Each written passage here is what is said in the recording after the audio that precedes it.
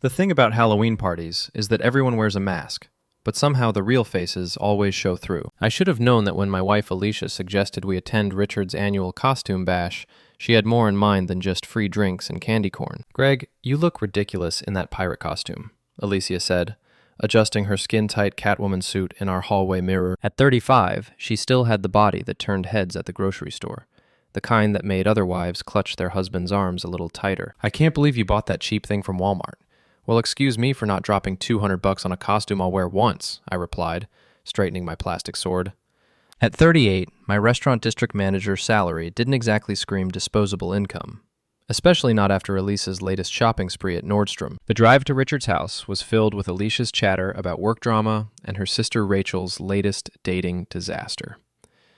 I half-listened, my mind on the quarterly reports I'd left unfinished on my desk. Managing 4 restaurants meant constant fires to put out, and Halloween night was no exception to my never-ending workload.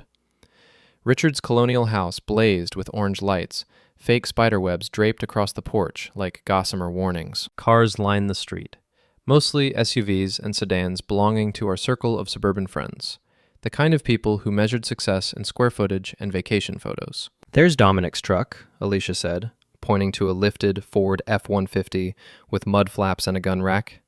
"Susie must have dragged him here." Dominic Vega worked as a foreman at the local manufacturing plant, all muscle and swagger with shoulder-length hair that he constantly ran his fingers through. His wife Susie was Alicia's best friend since college, a wild redhead who laughed too loud and drank too much wine at book club meetings. Inside, Richard's house pulsed with music and conversation. Pirates, witches, superheroes, and vampires mingled in the living room, drinks in hand, voices rising above the Halloween playlist.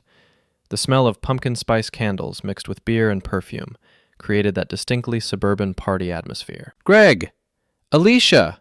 Richard bounded over, dressed as a vampire, complete with plastic fangs that made him lisp. "You made it! Bar's in the kitchen, food's on the dining room table." I grabbed a beer and surveyed the crowd. Same faces as always. Neighbors, co-workers, friends of friends, who showed up to every party in our little social circle. The kind of people who knew everyone's business and weren't shy about sharing it. "So, Greg," came a voice behind me. I turned to see John Martinez, my old college buddy, dressed as Superman. "Ready to defend your Hulk could totally beat Superman theory from last year?" "Please," I said, taking a swig of beer.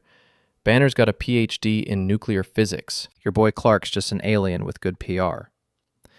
"You're both idiots," laughed Sarah Chen, John's wife, resplendent in a Wonder Woman costume. Diana would destroy them both.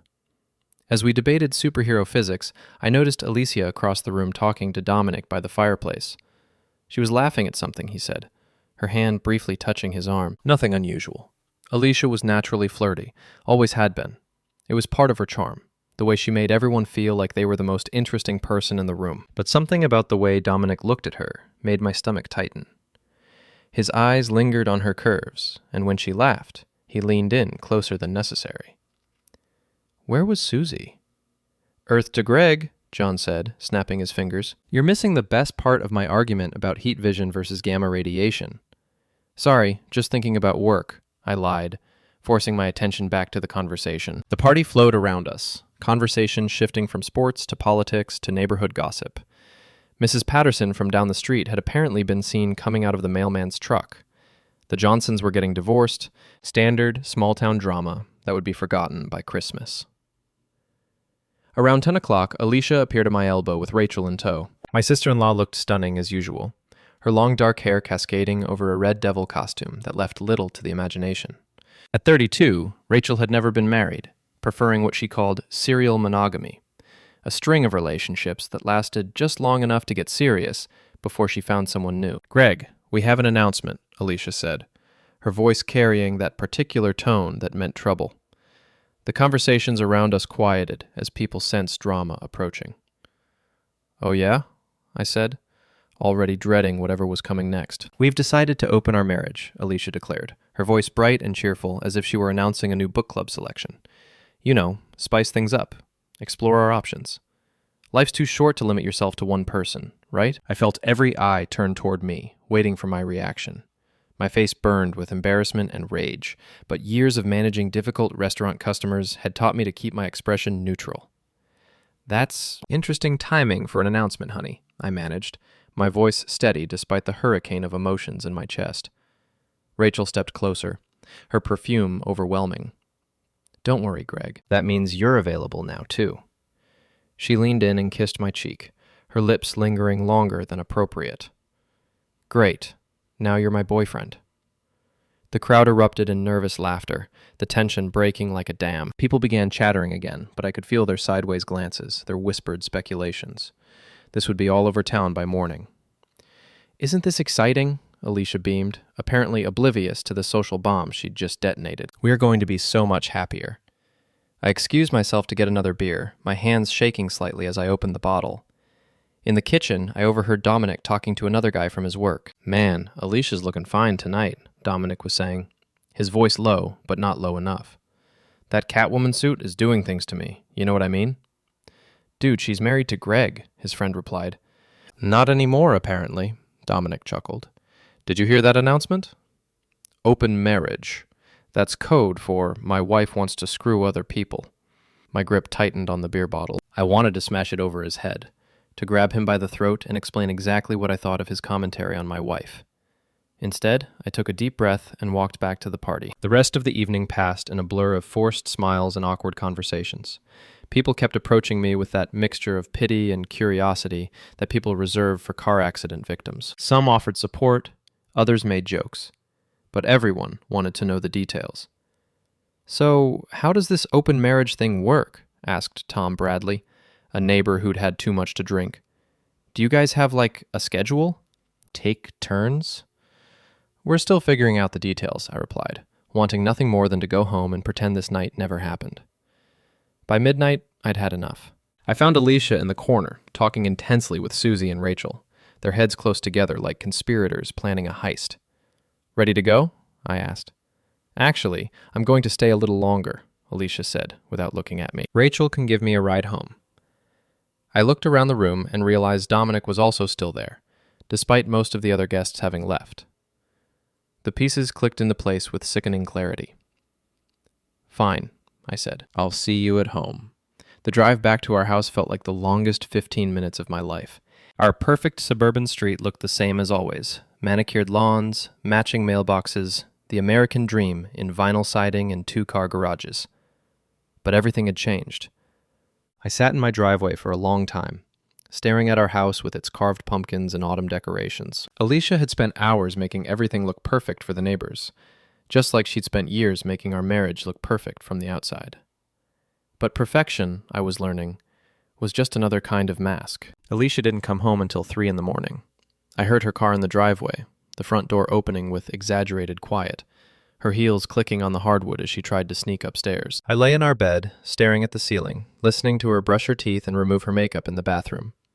When she slipped into bed, she smelled like cigarettes and men's cologne. Dominic's cologne. How was the rest of the party? I asked quietly. Fine, she whispered. Just girl talk with Rachel and Susie. Go back to sleep. But sleep wouldn't come. I stared into the darkness, my mind racing through 20 years of marriage, looking for signs I'd missed, clues I'd ignored. Had she been unhappy? Had I been a bad husband? Or was this just who Alicia really was, and I'd been too blind to see it? Saturday morning brought the inevitable social media storm. My phone buzzed constantly with notifications, Facebook comments, text messages, missed calls. The news of our open marriage had spread through our social circle like wildfire. Alicia sat at the kitchen table in her silk robe, scrolling through her phone with a satisfied smile. Look how many likes my post got, she said, showing me her screen. She'd posted a photo from the party with the caption, New chapter, new adventures. Life begins when you step outside your comfort zone. Hashtag open marriage, hashtag living my truth, truth, truth. Congratulations, I said dryly, pouring coffee into my travel mug. You're trending. Don't be like that, Greg. This is good for both of us. We've been in a rut for years. I wasn't aware we were in a rut. She looked up from her phone, her green eyes flashing with irritation. Really? When's the last time we did anything exciting? When's the last time you surprised me, took me somewhere romantic, made me feel special? I took you to that new Italian place downtown last month. For my birthday. Because you had to. That doesn't count. I stared at my wife, this woman I'd shared a bed with for 2 decades, and realized I was looking at a stranger. So this is my fault. I didn't romance you enough, so you decided to find someone who would.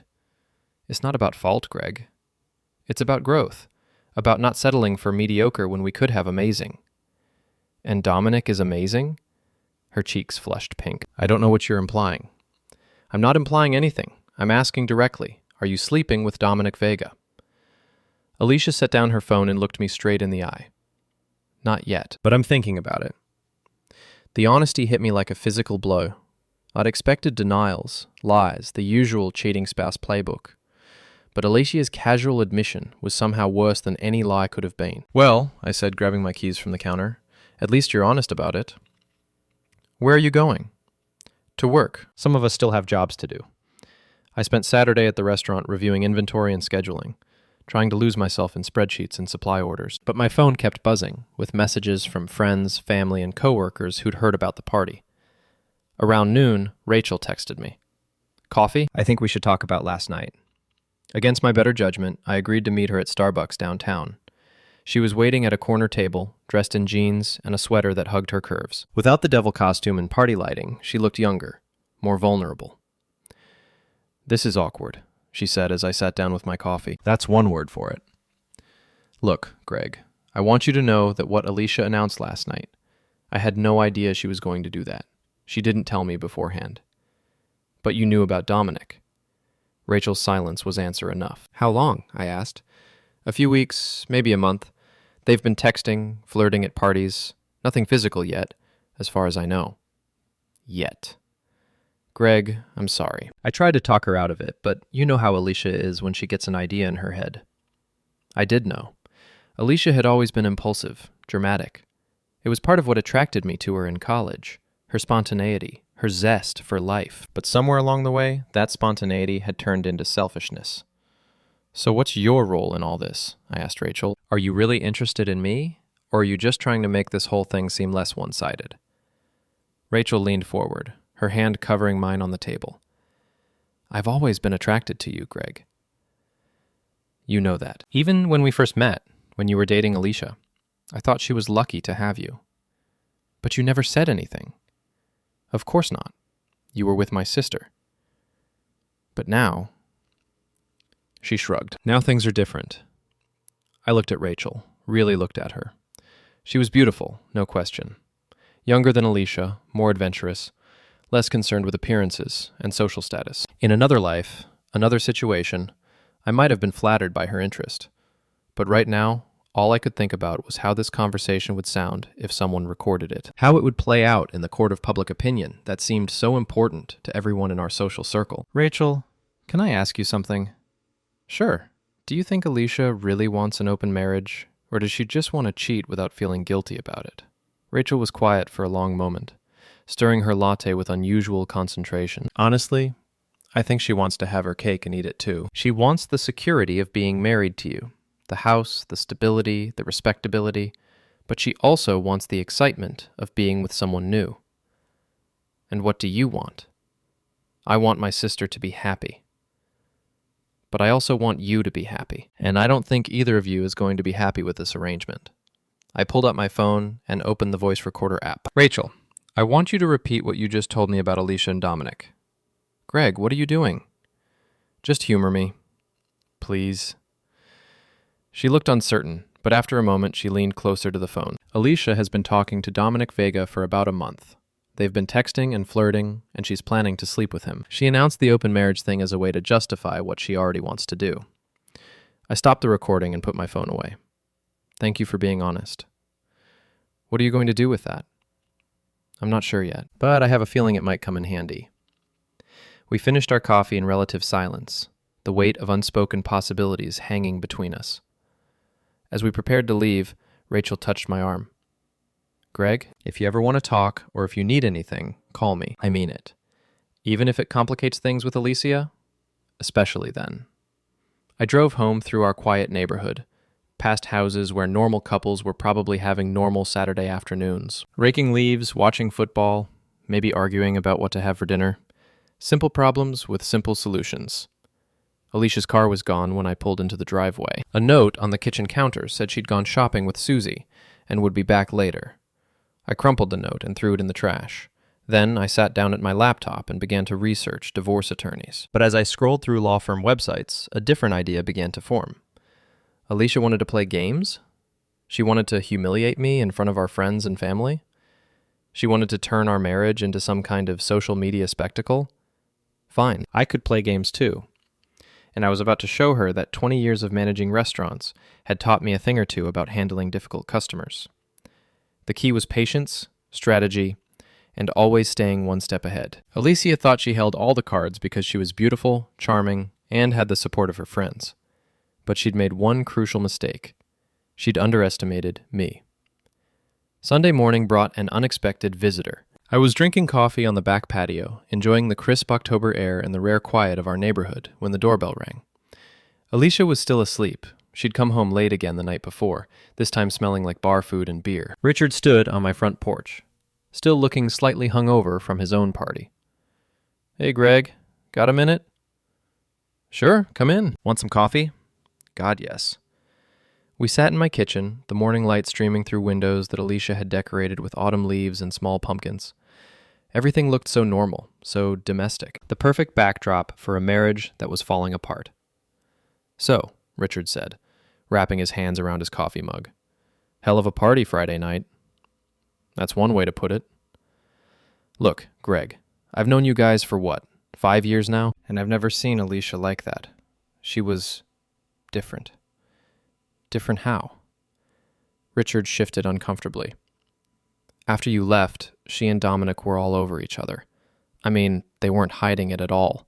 Susie was passed out on my couch, and those two were in my kitchen acting like teenagers. I felt the familiar surge of anger, but I kept my voice level. Define all over each other. Kissing, groping, the whole 9 yards. My neighbors probably got a show through the window." Richard paused, studying my face. "You really didn't know?" "I suspected, but thanks for confirming it." "Greg, I'm sorry. I should have said something. Should have stopped it." "Not your job to police my marriage, Richard." "Maybe not, but you're my friend. And what I saw, that wasn't right." After Richard left, I sat in my kitchen for a long time, thinking. The smart thing would be to confront Alicia, demand the truth, maybe suggest marriage counseling. The mature thing would be to file for divorce and try to salvage what I could of my dignity and my assets. But I wasn't feeling particularly smart or mature. I was feeling vindictive. I started with social media. Alicia's Facebook page was a treasure trove of information. Photos, check-ins, tagged locations. Over the past month, she'd been grabbing lunch and running errands at places suspiciously close to where Dominic worked. She'd also been posting more selfies than usual, the kind of attention-seeking photos that screamed, "Look how attractive I am." Her Instagram was even more revealing. Workout photos at the gym where Dominic was a member, pictures of her morning coffee with captions like, "Starting the day with possibilities," and "New adventures await." The kind of cryptic posts that were designed to generate questions and comments. I screenshot everything. Next, I did some research on Dominic himself. His social media presence was exactly what I'd expected. Gym selfies, hunting photos, pictures of his truck.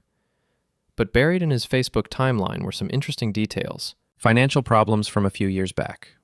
A DUI arrest that had cost him his previous job. A pattern of job hopping that suggested either bad luck or poor judgment. More importantly, I found evidence of previous affairs. Photos with women who weren't his wife, tagged at hotels and restaurants during times when he'd told Susie he was working late or out with the guys.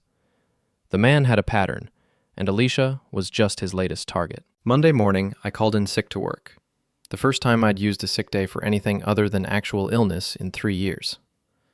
Instead of going to the office, I drove to the manufacturing plant where Dominic worked. The parking lot was full of pickup trucks and motorcycles, the vehicles of men who worked with their hands and took pride in their physical strength. Dominic's lifted Ford stood out even in that crowd, its oversized tires and chrome accessories screaming for attention. I waited until lunch break, then approached him as he walked toward his truck. "Dominic?" I called out. "Got a minute?" He turned, and I saw the exact moment he recognized me. His swagger faltered, his confident smile slipping. "Oh, hey, Greg." "What's up? Just wanted to chat about Friday night. Look, man, if this is about Alicia, it is. We stood there in the parking lot, surrounded by his coworkers who were pretending not to watch while obviously listening to every word. I could see Dominic calculating his options, trying to decide whether to play dumb, get aggressive, or run. She told you about us? He asked finally. She told me about the open marriage. She didn't tell me you two were already practicing it. Dominic's face flushed red. We haven't done anything yet. That's not what Richard says. Richard doesn't know what he's talking about. I stepped closer, close enough that he had to look up slightly to meet my eyes. Despite his muscles and his tough guy image, I had 3 inches on him, and 20 years of dealing with difficult people had taught me how to project authority. Here's the thing, Dom, I said quietly. I know exactly what you're doing. You see a bored housewife, you turn on the charm, you make her feel special and desired. It's not your first time, is it? His jaw tightened. I don't know what you mean. Sure you do. Jessica Martinez, 3 years ago. Blonde, worked at the bank. Her husband found out about your little fling, and you had to find a new gym. Then there was Linda Chen, the real estate agent. That one cost you your job at the auto parts store. The color drained from Dominic's face. How do you know about them? This is a small town, Dom. People talk. And you're not as smooth as you think you are. I could see his coworkers watching now, no longer pretending to mind their own business. A few were holding up phones, probably recording our conversation. Perfect. So here's what's going to happen, I continued, my voice still calm and conversational. You're going to stay away from my wife. You're going to delete her number from your phone. And you're going to find a new hobby that doesn't involve seducing married women. And if I don't? I smiled. The kind of smile I used on restaurant customers who tried to skip out on their bills. Then I'm going to have a very interesting conversation with Susie about your extracurricular activities. All of them, with photos and dates and witness statements. Dominic glanced around at his coworkers, realizing that his reputation as the alpha male was crumbling in real time. You can't prove anything. I don't have to prove anything, Dom. I just have to plant seeds of doubt. How long do you think your marriage will last once Susie starts asking questions? How long before she starts checking your phone, following you around, talking to your previous conquests? I pulled up my phone and showed him a screenshot of one of his old Facebook photos. Him with his arm around a woman who definitely wasn't his wife. This is Linda Chen, by the way. Lovely woman. I had coffee with her yesterday. She had some very interesting stories about your time together. It was a lie, but Dominic didn't know that. His face went pale, and I could see sweat beading on his forehead despite the cool October air. What do you want? He asked. I want you to back off. I want you to tell Alicia that you've changed your mind, that you're not interested in pursuing anything with her, and I want you to do it in a way that makes it clear the decision was yours. And if I do that, you'll keep quiet about the other women? I'll consider it. Dominic looked around at his audience of coworkers, then back at me. I could see him weighing his options, calculating the potential damage to his reputation, his marriage, his job. Fine, he said finally. I'll talk to her. Good choice. I turned to walk away, then stopped and looked back at him. Oh, and Dom, if you change your mind, if you decide to test me on this, remember that I know where you live, where you work, where you drink, and where you like to take your girlfriends. This is my town, not yours. Don't forget that. The drive home felt like a victory lap. For the first time in days, I felt like I was in control of this situation instead of just reacting to it. Alicia and Rachel thought they could manipulate me, humiliate me, turn me into the pathetic, cuckolded husband who just accepted whatever scraps of attention his wife was willing to throw him. They were about to learn how wrong they were. But as I pulled into my driveway, I saw Alicia's car already there, and I knew the real battle was just beginning. Alicia was waiting for me in the living room, her face flushed with anger and her phone clutched in her hand like a weapon. What did you do? She demanded, before I'd even closed the front door. I went for a drive. Nice day for it. Don't play dumb with me, Greg.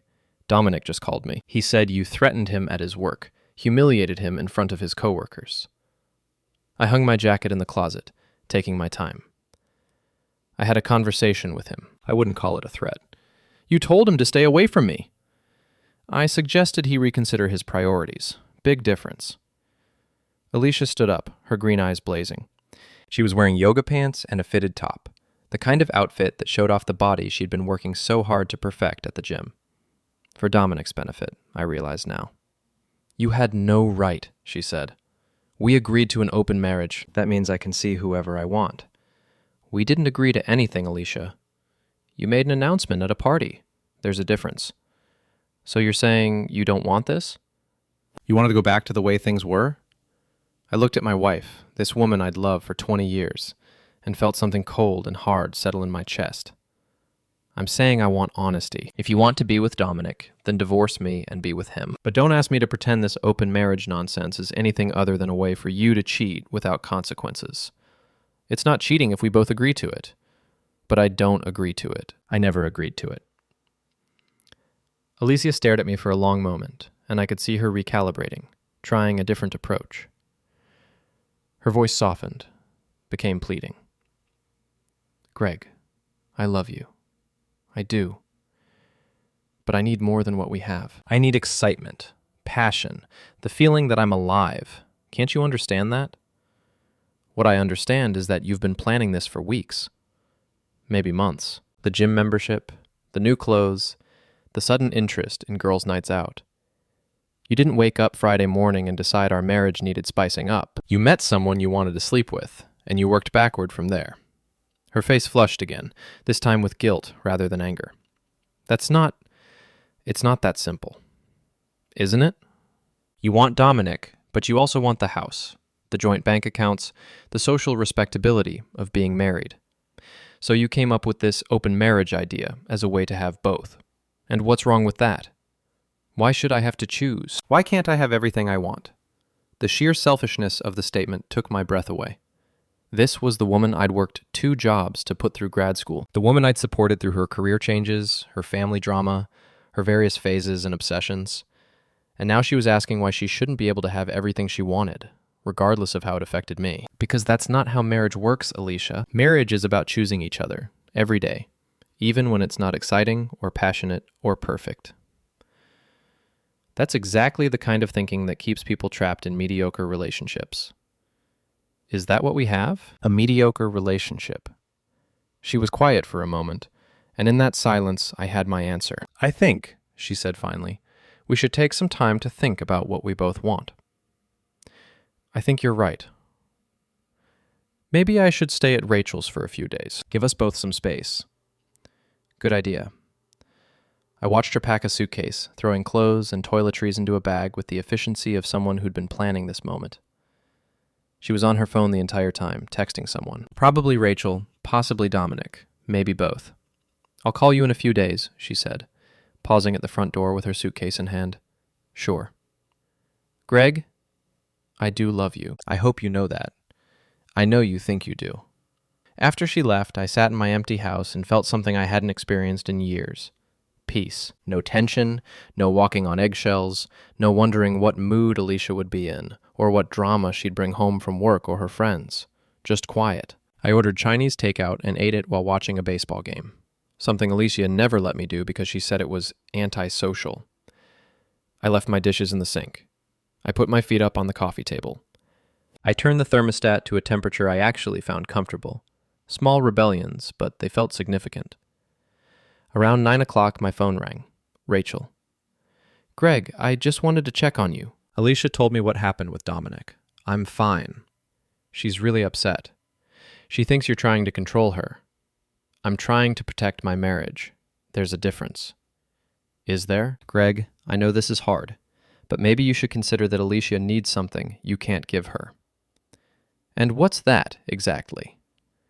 Rachel was quiet for a moment. "Adventure. Excitement. The feeling that she's desired by someone new. She's desired by her husband. Apparently that's not enough. It's not about you not being enough. It's about her needing variety." I almost laughed. "Rachel, let me ask you something. If you were married and your husband decided he needed variety, how would you feel about that?" "That's different." "How?" Because men and women are different. Men can separate physical intimacy from emotion. For women, it's more complicated. So Alicia sleeping with Dominic is complicated, but if I slept with you, it would be simple? The line went quiet. I could hear Rachel breathing, thinking. Would you? She asked finally. Sleep with me? Is that what this is about, Rachel? You want to sleep with your sister's husband? I want to sleep with you. The fact that you're married to my sister is complicated. There's that word again. Greg, I'm serious. I've always been attracted to you. And now that Alicia has given you permission? Alicia hasn't given me permission to do anything. She's given herself permission to cheat and called it an open marriage. So you're not interested? I thought about it. Rachel was beautiful, available, and clearly willing. A few days ago, the idea would have been unthinkable, but a few days ago, I'd thought I had a marriage worth protecting. I'm interested in a lot of things, Rachel. The question is whether acting on those interests would make me feel better or just make me more like Alicia. What if it made you feel powerful? What if it made you feel like you were taking control instead of just reacting to what she's doing? There was something in her voice, a hunger that had nothing to do with attraction and everything to do with manipulation. Rachel didn't just want to sleep with me. She wanted to be the catalyst that destroyed her sister's marriage. Rachel, can I ask you something? Sure. Do you actually care about me, or do you just want to hurt Alicia? The pause that followed was answer enough. That's what I thought, I said, and hung up. I sat in my quiet house, surrounded by the remnants of 20 years of marriage, and realized that everyone in my life was trying to use me for something. Alicia wanted me as a safety net while she pursued her adventure. Rachel wanted me as a weapon against her sister. Even well-meaning friends like Richard were more interested in the drama than in actually helping. But maybe that was okay. Maybe it was time I started using them too. I opened my laptop and began making a list. Tuesday morning brought a text from Alicia. Can we meet for lunch? We need to talk. I suggested the Italian place downtown, the same restaurant where I'd taken her for her birthday last month. The irony seemed appropriate. She was already seated when I arrived, looking perfectly put together in a black dress and heels. Her makeup was flawless, her hair styled in loose waves that framed her face. She'd dressed to remind me what I was losing. You look good, I said, sitting across from her. Thank you. So do you. We ordered salads and made small talk about work, the weather, anything except the elephant in the room. Finally, over coffee, Alicia got to the point. I've been thinking about what you said Sunday night, she began. About wanting honesty. And? You're right. I haven't been completely honest with you. About Dominic, about what I want, about any of this.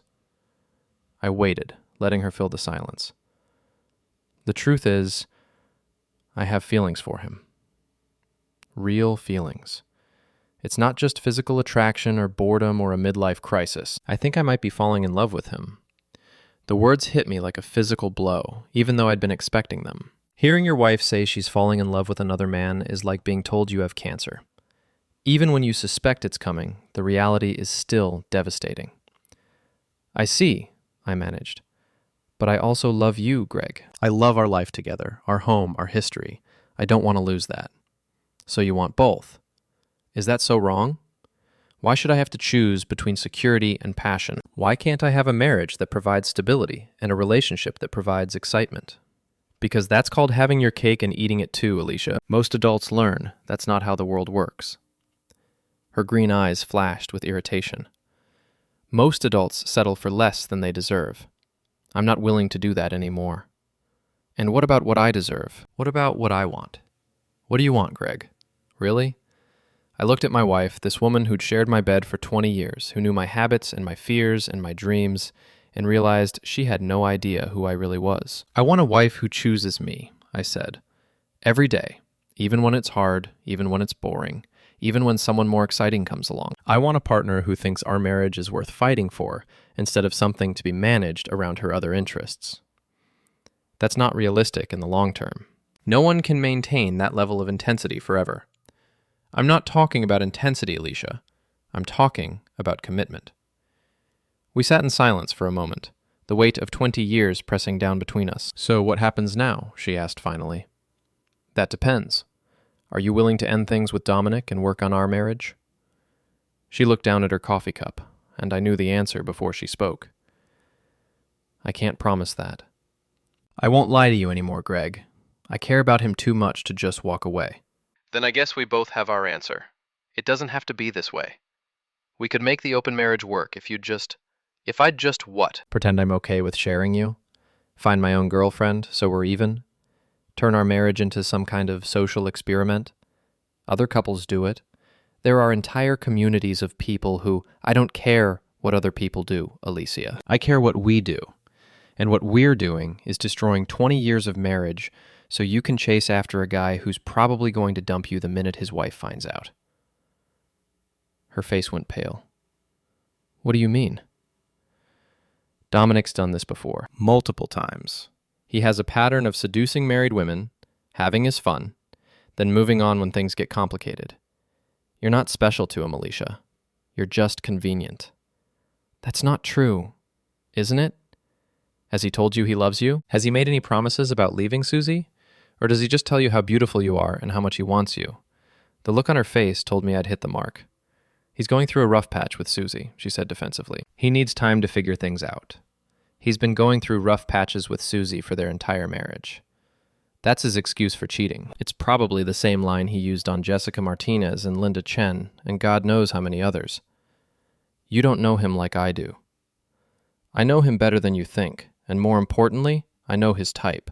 He's a predator, Alicia. He finds unhappy wives, tells them what they want to hear, takes what he wants, then disappears when the situation gets messy. You're just trying to turn me against him because you're jealous. I signaled for the check. I'm trying to save you from making the biggest mistake of your life.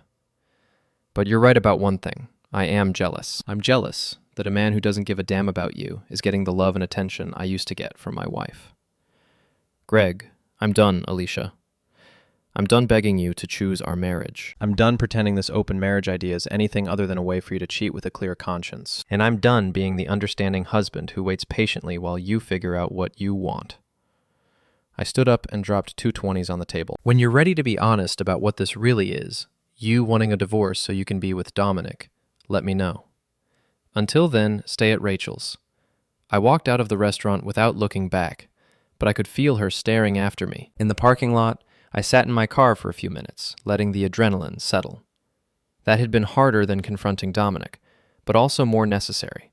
For 20 years, I'd been the accommodating husband, the one who went along with Alicia's plans, supported her decisions, made sacrifices for her happiness. I thought that was what love looked like. But maybe love also meant knowing when to stop enabling someone's selfishness. My phone buzzed with a text from Richard. Drinks tonight? Heard you and Alicia are taking a break. I stared at the message, wondering how he'd already heard about our separation. Then I remembered that this was a small town, and Richard was connected to every gossip network in it. Sure, I texted back, but not at Murphy's. Murphy's was where Dominic and his crowd hung out. How about O'Malley's? 7 o'clock? Perfect. O'Malley's was an upscale pub that catered to professionals rather than blue-collar workers. The kind of place where people discussed stock portfolios and vacation plans instead of hunting trips and truck modifications. Richard was already there when I arrived, nursing a beer and scrolling through his phone. He looked up as I approached, his expression somewhere between sympathy and curiosity. So, he said as I sat down, want to talk about it? Not particularly. Fair enough. But just so you know, the whole town's talking about you and Alicia, and most people are on your side. Most people. Well, Susie's been defending Alicia on Facebook, and Rachel's been posting cryptic stuff about supporting women's choices and not judging people for wanting happiness. I ordered a whiskey and considered this information. What kind of cryptic stuff? Richard pulled up Rachel's Facebook page and showed me her recent posts. This was from this morning. Sometimes the people we love make choices we don't understand, but real love means supporting them anyway. Hashtag stand by your sister. Hashtag women supporting women. Subtle. And this one from yesterday. Life is too short to settle for mediocre love. Everyone deserves passion and excitement, no matter what society says. Hashtag live your truth. Hashtag no judgment. I scrolled through the comments, recognizing names from our social circle. The responses were mixed, some supportive, others clearly disapproving. Our private drama was becoming public entertainment. There's more, Richard said, taking back his phone. Dominic's been posting too. Gym selfies with captions about staying strong through adversity and real men don't back down from challenges. He thinks this is a challenge? Apparently, word is he's been bragging to his buddies about stealing your wife, making it sound like some kind of conquest. The whiskey burned going down, but it was nothing compared to the rage building in my chest. Bad enough that Dominic was sleeping with my wife. Now he was using it to boost his reputation among his friends. Richard, can I ask you a favor? Sure. I want you to spread some information for me. Nothing untrue, just some facts that people might find interesting. Richard leaned forward, his eyes lighting up with the prospect of premium gossip. What kind of facts? The kind that might make people reconsider whether Dominic Vega is the alpha male he pretends to be. I spent the next hour telling Richard everything I'd learned about Dominic's history. The affairs, the job problems, the financial issues, the pattern of predatory behavior. Richard listened with the intensity of a journalist uncovering a major scandal. "This is gold," he said when I finished. "Absolute gold. By tomorrow morning, everyone in town will know what kind of man Dominic really is. Just make sure you stick to the facts. I don't want to give him any grounds to claim defamation. Don't worry, I know how to handle this." We finished our drinks and parted ways, but I could see Richard was already mentally composing his social media posts. By morning, Dominic's reputation would be in ruins. It was a start, but I was just getting warmed up. The gossip network worked faster than I'd anticipated. By Wednesday afternoon, my phone was buzzing with messages from friends and coworkers who'd heard various versions of the Dominic story. Richard had been busy. The most satisfying message came from John Martinez. "Dude, just heard about Dominic and the bank teller. His wife kicked him out 3 years ago because of that, and now he's going after Alicia? What a piece of shit." But the most interesting message came from Linda Chen, the real estate agent I'd mentioned to Dominic. "Greg, heard you and Richard talking about my situation with Dominic Vega. If you need someone to verify what happened, I'm happy to share my story. That man destroyed my marriage and nearly cost me my career. Call me." I called her immediately. Linda agreed to meet me at a coffee shop across town, away from our usual social circle. She was an attractive Asian woman in her early 40s, professionally dressed and carrying herself with the confidence of someone who'd survived a major scandal. "I should have seen it coming," she said after ordering her latte. "Dominic has a very specific pattern. He targets married women who seem unhappy or vulnerable. He's charming, attentive, makes you feel like the most desirable woman in the world." How long did it last? About 3 months. He was very careful about not being seen together in public. Always had explanations for why we couldn't go certain places or do certain things. I thought he was being discreet to protect my reputation, but he was protecting himself. Exactly. When my husband found out, Dominic disappeared immediately. Wouldn't take my calls, blocked me on social media, acted like I didn't exist. Left me to deal with the fallout alone. What kind of fallout? Linda's expression darkened. "My husband filed for divorce. Word got around the real estate community. You know how people talk in this business. I lost several major clients, had to rebuild my reputation from scratch. Meanwhile, Dominic just moved on to his next target. Jessica Martinez, among others. Greg, your wife isn't the first married woman he's pursued since me. There have been at least 2 others that I know of. He's like a serial cheater, always looking for the next conquest." I pulled out my phone and started the voice recorder. "Linda, would you be willing to repeat what you just told me, for the record?"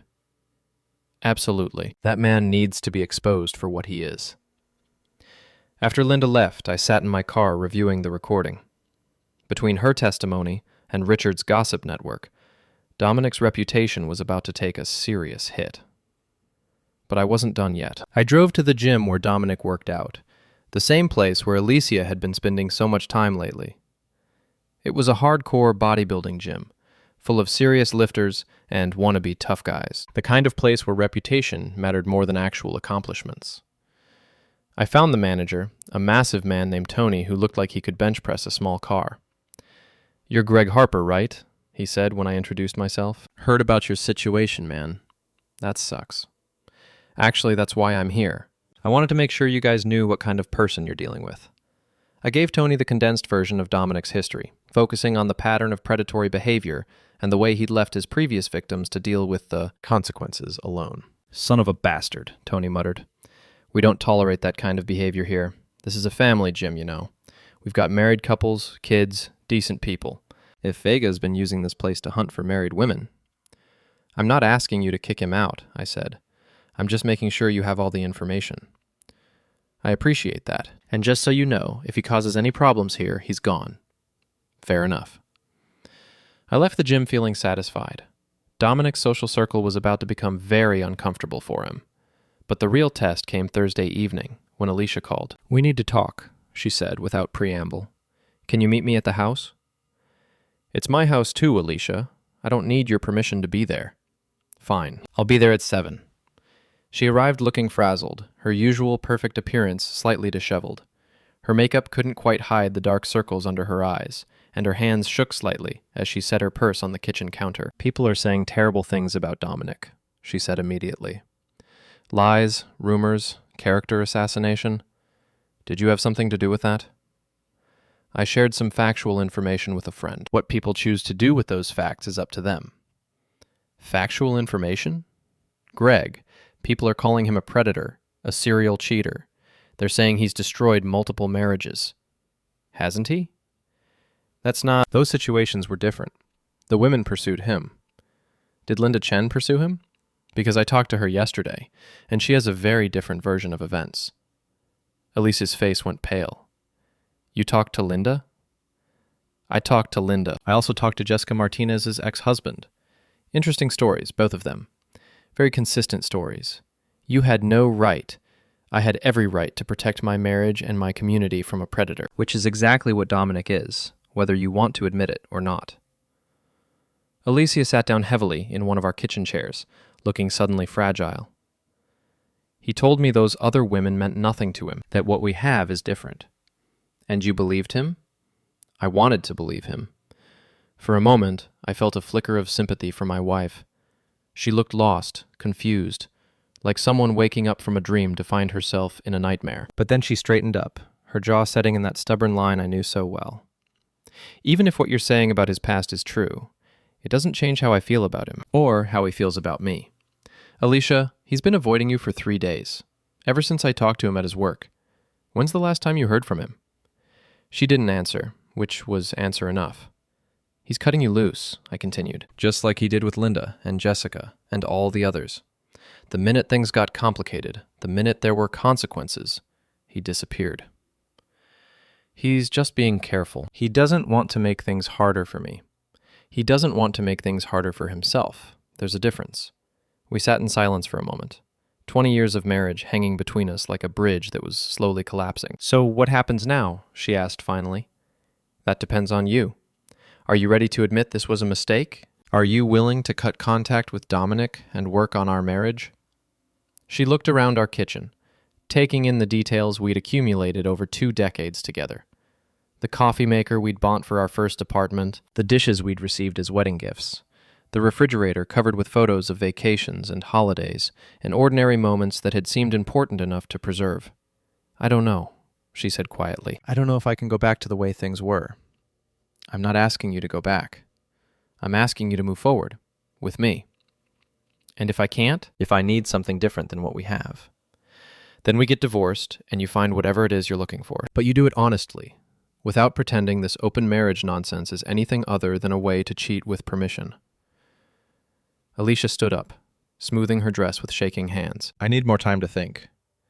"You've had plenty of time to think, Alicia. What you need now is to make a choice. It's not that simple.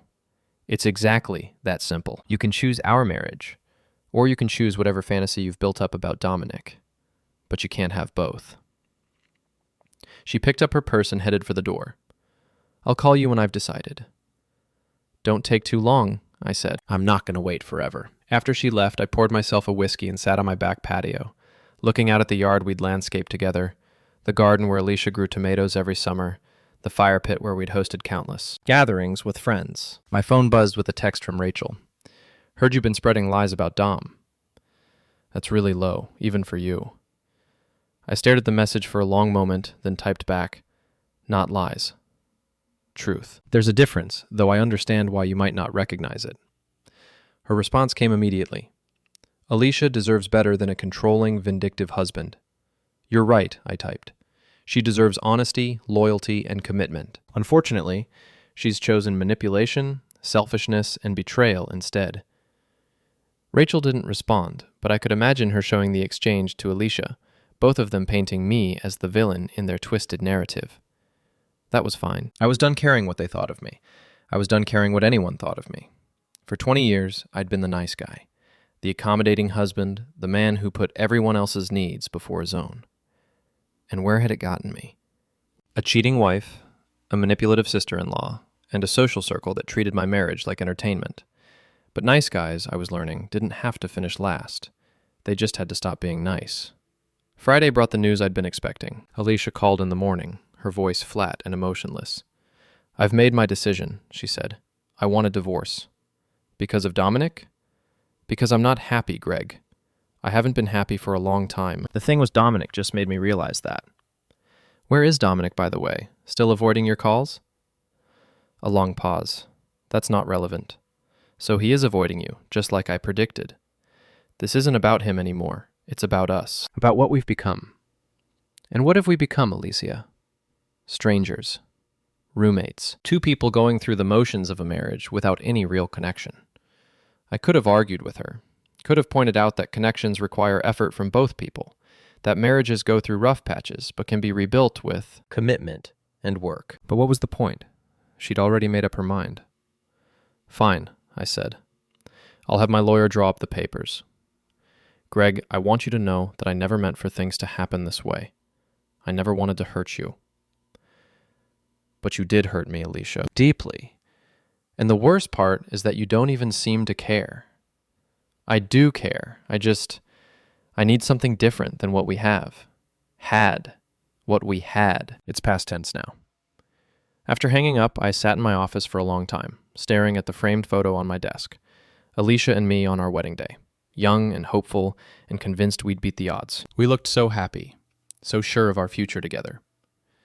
I put the photo in a drawer. Then I called my lawyer and started the process of ending my marriage. The next few weeks passed in a blur of legal consultations, financial planning, and the grim logistics of dividing a life in half. Alicia moved out of Rachel's place and into a small apartment across town. She was civil but distant during our interactions, treating our divorce like a business transaction rather than the end of 20 years together. The social fallout was swift and decisive. Our circle of friends split along predictable lines. Some supported Alicia's right to pursue happiness, others condemned her for destroying a good marriage. But the majority, I was surprised to discover, sided with me. She handled this all wrong, Sarah Chen told me at the grocery store. If she was unhappy, she should have talked to you about it, maybe suggested counseling. This whole open marriage thing was just cruel. Richard was even more blunt. Alicia showed her true colors, and they're not pretty. You're better off without her, Greg. But the most satisfying development was watching Dominic's reputation crumble. Linda Chen had been busy, sharing her story with anyone who would listen.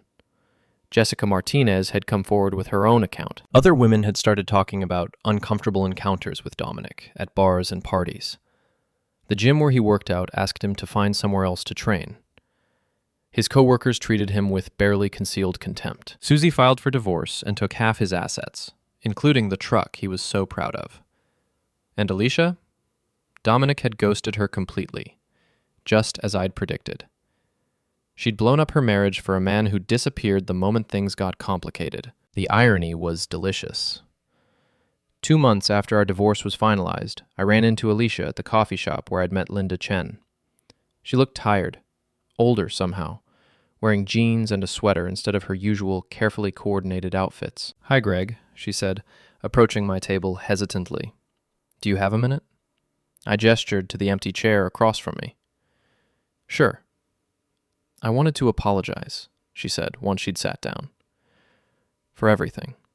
For the way I handled things, for hurting you, for all of it." "Okay. I know it doesn't change anything, but I want you to know that I realize now how selfish I was, how badly I screwed up.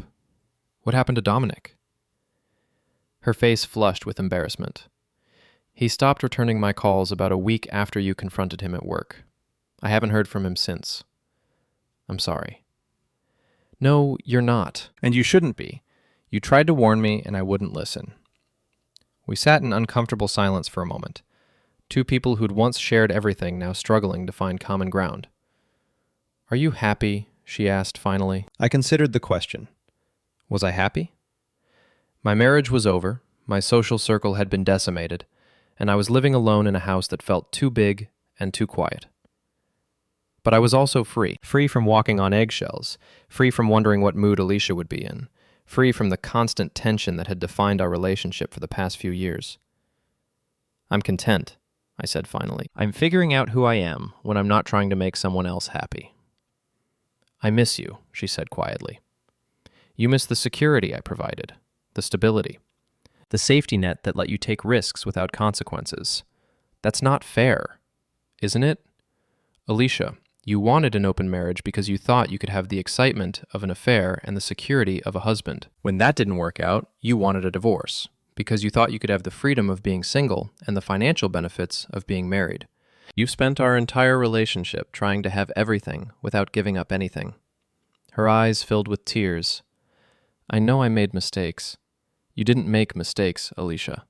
You made choices, deliberate, selfish choices that put your wants above everything else. Our marriage, my feelings, our shared history, everything. So there's no chance, no possibility of us working things out?" I looked at my ex-wife, this woman who'd been the center of my world for 20 years, and felt nothing but pity. "Alicia, even if I could forgive what you did, I can't forget who you really are. And who you are is someone who destroys good things because they're not perfect. Someone who burns down a house because she doesn't like the wallpaper." She wiped her eyes with a napkin, smearing her mascara. "I should go." "Probably." She stood up, then paused. "For what it's worth, Greg, you deserved better than me." "Yes," I said. I did. After she left, I finished my coffee and thought about the past year. The betrayal, the anger, the systematic destruction of everything I'd thought was important.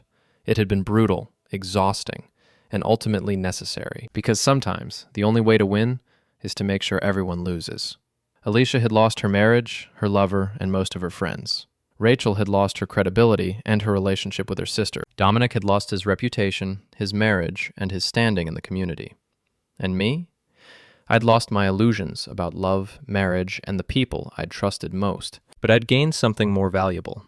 The knowledge that I was stronger than I'd ever imagined, smarter than anyone had given me credit for, and perfectly capable of playing the game when the stakes were high enough. I walked out of the coffee shop into the crisp autumn air, breathing deeply for what felt like the first time in years. Somewhere in the distance I could hear the sound of leaves rustling in the wind, the transition from winter to spring, the eternal cycle of endings and new beginnings that governs all living things, including me. I got in my car and drove home to my empty house, my quiet life, my uncertain but uncompromised future.